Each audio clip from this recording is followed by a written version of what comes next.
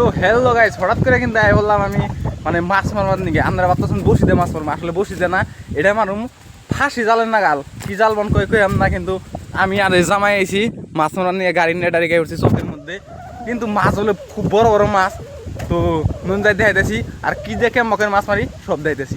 তো আইনে কামি না গিয়ে গেলাম গা, মানে এটা কাম দিয়ে দিল নিয়ে গেছি। পাকার বন কত দূর পাকার পাকার সামনেটা।